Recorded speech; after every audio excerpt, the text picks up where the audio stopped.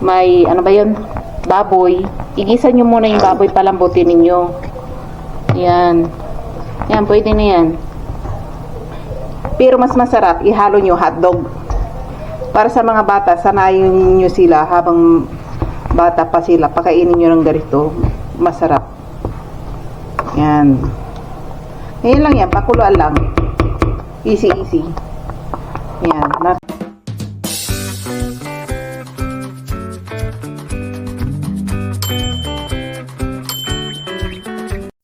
Magluluto tayo ng pancit canton. Ang gagawin natin ay ang i-ano natin pasta.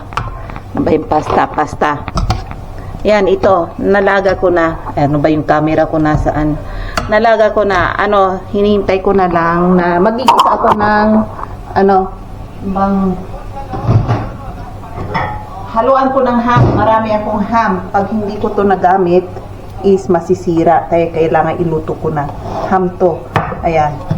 At i-ano natin, dala ng asawa ko to galing sa kaibigan niya. I-prito natin tong ano ba yun, nagkamali ito, ano ba yan, huwag masyadong high temperature. At hiwa-hiwain natin ng maliliit tong ham, baka may matarsitan ako. Ayan. Medyo frozen to nilagay ko sa refrigerator. Itong ham na to, kapag hindi nyo magagamit kaagad, ilagay nyo sa freezer. Kung hindi, magkakamold, masisira. Kahit na ilang buwan na nandiyan sa freezer, hindi yan masisira. Pag dun sa taas, yung malamig lang. Doon, yung sa freezer. Ano ba yan? Nakalimutan ko na. Ayan, ganyan lang yan. Ham.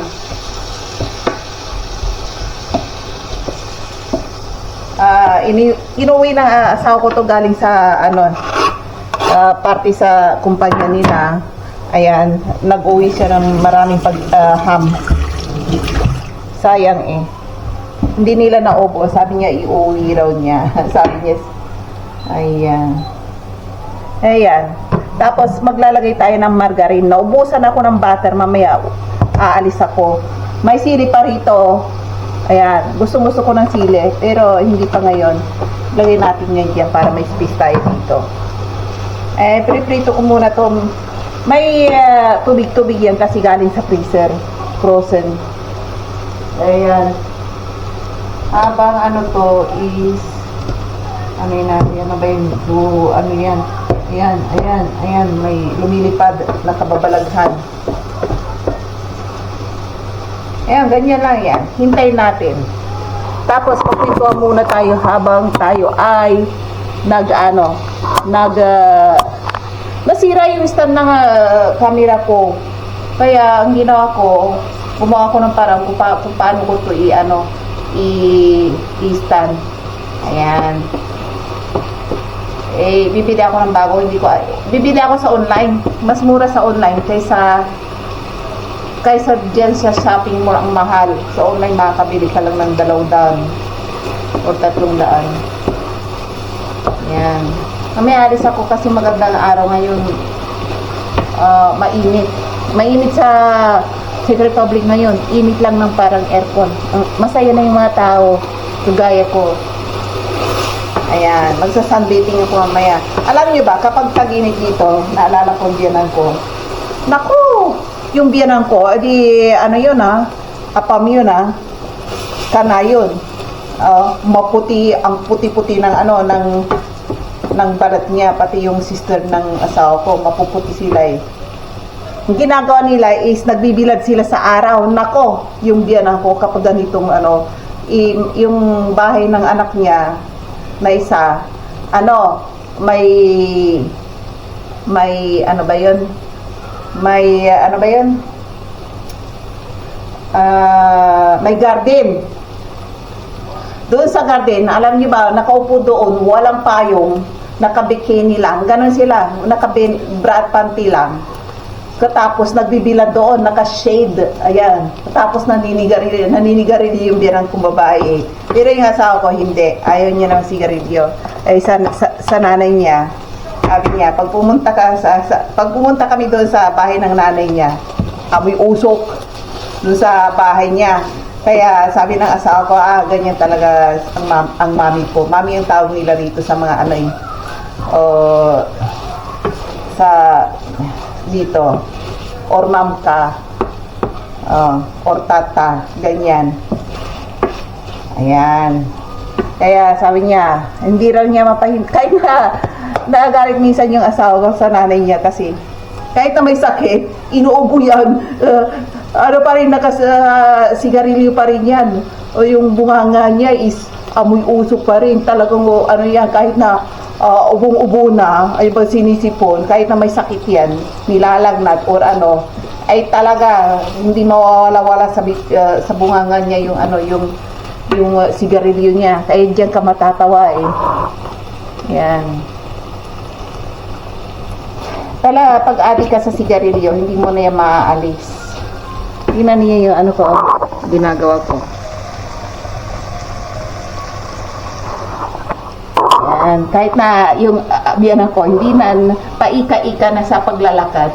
Galing na sa operasyon yun. Akala ko, nung galing siya sa operasyon sa paa, magbabago na. Hindi naman ninigarilyo. Ay, paglabas niya, ganun din eh. Sigarilyo rin eh. Sabi ng asawa ko, pinapabayaan na lang niya yung nanay niya. Iyon ang kagustuhan niya eh. At parati yun sa pub house. Ayun, alam niyo ba yung mga lola't lolo sa mga baryo-baryo rito or maliliit na bayan? Ang customer ng mga beer house dito is mamatatanda. Yung mga uugod-ugod na, may mga baston na or paika-ika or naka-wheelchair. Yun ang mga number one na customer ng mga pub house dito or beer house. Kaya yun.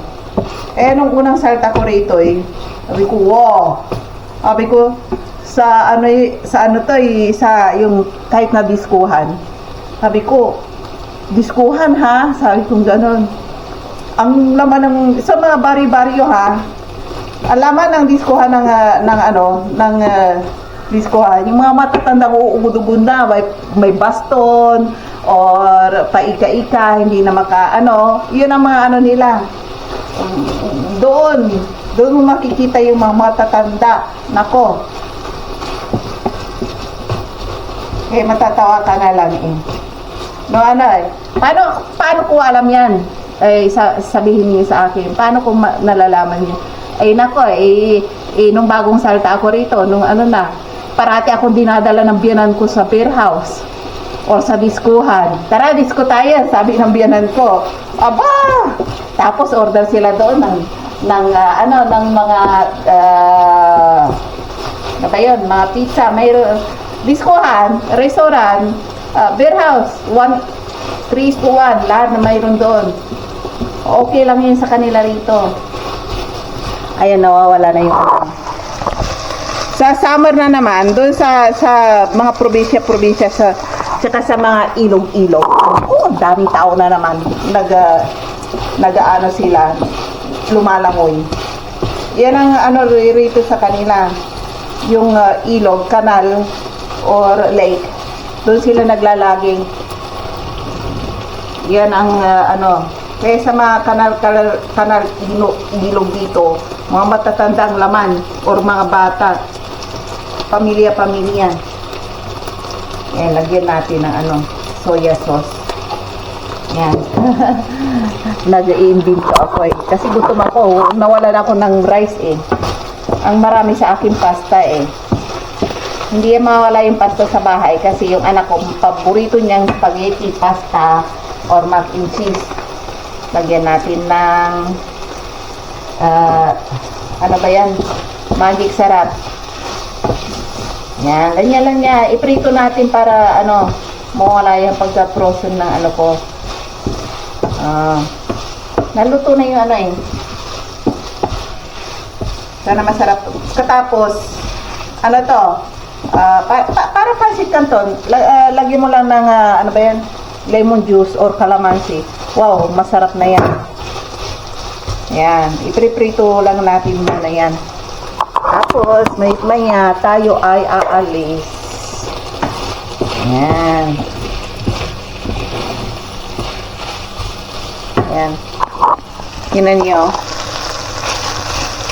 Ayan, balikan ko kayo mamaya. I-charge ko muna to. Buti nagawan ko ng paraan to kung paano ko, ilagay itong camera ko. Kasi nasira yung stand na asar. Bago-bago nasira na kaagad. Shoutout pala sa mga panggaratok dyan. Sa mga silent viewer ko dyan. Okay lang na huwag niyo akong i-subscribe. Mag-comment lang kayo dyan. Manood lang kayo. Okay na yun sa akin. Diba? Tara! Mamaya na tayo magkwentuhan. Ayan, magluluto tayo ng beans. Canned beans. Ano ba yun? Pork and beans. Pero ang ilalagay ko is hotdog. Yan hotdog beans. Ganito ang pagkain nila sa Europe. Ayan, ilagay natin dito. Low battery yung camera ko na naman. Parating yung low battery. Ayan buksan lang natin to. Ayan, tapos ilalagay, ano ba yan?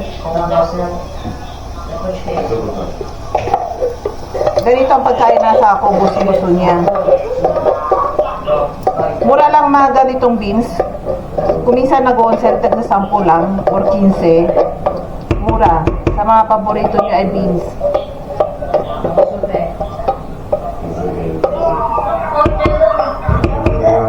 Ayan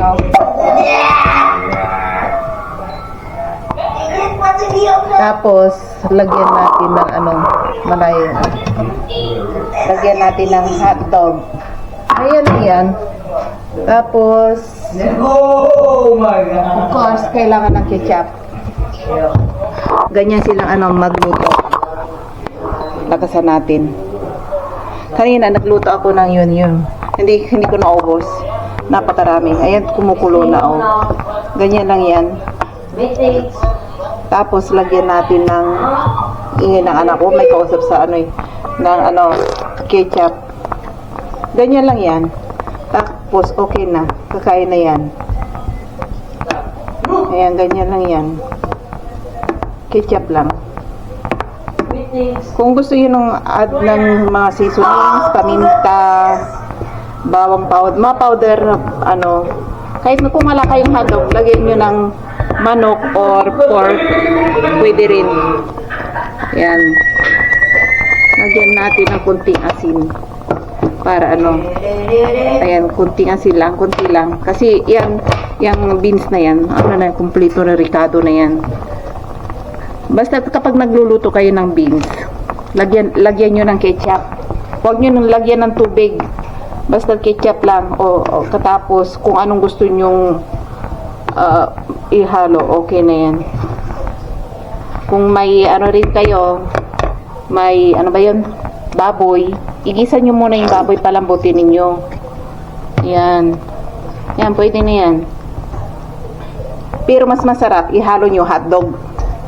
Para sa mga bata, sanayin nyo sila habang bata pa sila. Pakainin nyo ng ganito. Masarap. Yan. Ngayon lang yan, pakuluan lang. Easy. Yan, naka high temperature. Ayan, pakuluan at palambutin na. Basta pakuluan lang ng konti. Ayan, okay na yan. Pagkain na yan. Pagkain na ng mga European yan. Tingnan nyo yung hindi ko mahanap yung ponytail ko. Kaya yan, yung lapis ang nilagay ko sa sa buhok ko. Yun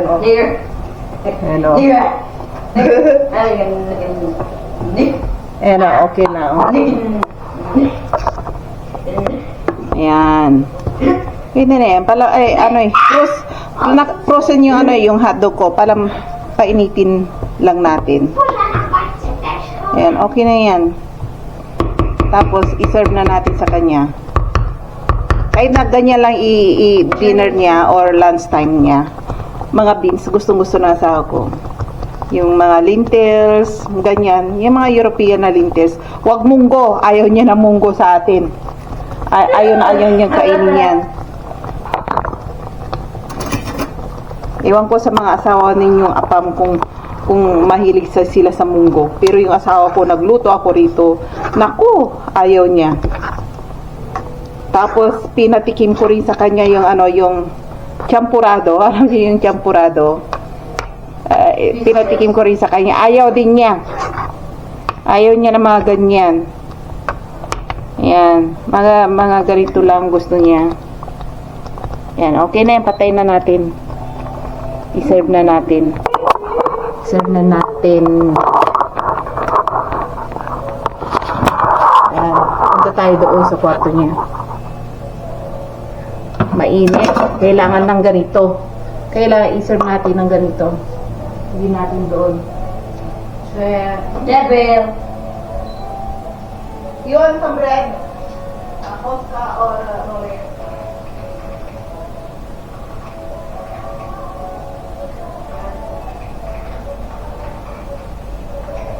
Baka, because it's nothing right now.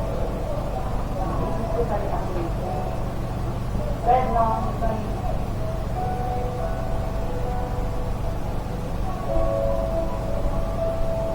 Yan. Yan, pwede na akong gumala. Maaga siyang umuwi ngayon kasi tapos na yung trabaho niya.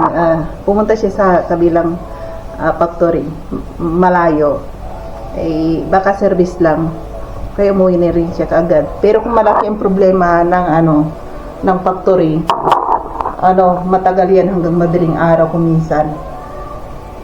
Kaya ngayon, parang click lang, uwi na siya. Kahit nag-click lang yan, ay mga factory, binabayaran siya. Yan. Pag hindi sila marunong mag-open ng yung machine na yon, nako, pupunta lang siya doon, click. Ayan, tapos na, bayad na, uwi na. Yun lang. Pero kapag talagang pumutok yung mga machine, ay nako, mahabang panahon na ayusin niya yun. Siyempre, malaki rin babayaran ng amo. Kaya kung minsan yung may-ari ng factory, mangiyak niya kapag mga ganyan maraming problema. Kasi milyones ang pagpapaayos niyan eh. Kaya nako, or di kayo bibili sila ng bago. Ayan. Kaya problemado ang mga factory minsan.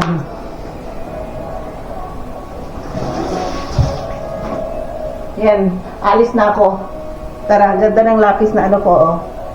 Ayan, oh. Iba talaga pag mahabang buhok, kahit na anong style ang nyo, gawin niyo okay lang. Nauhaw ako. Grabe ang uhaw ngayon kasi summer.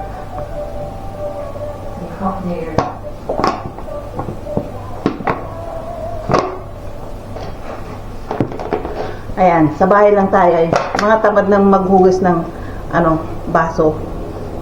Dito sa amin kapag tamad ako maghugas, binibigay ko sa kanila yung kaldero talaga na pinaglutuan ko kasi tamad na akong kumuha ng mga plato-plato diyan at tapos hugasan ulit. Ayan. Kaya, myself. Sino raw kinakausap ko, sabi ng asawa ko. Nababaliw na ako. Ayan. Background sound again. Don't forget, get out here! DJ, kung sino na.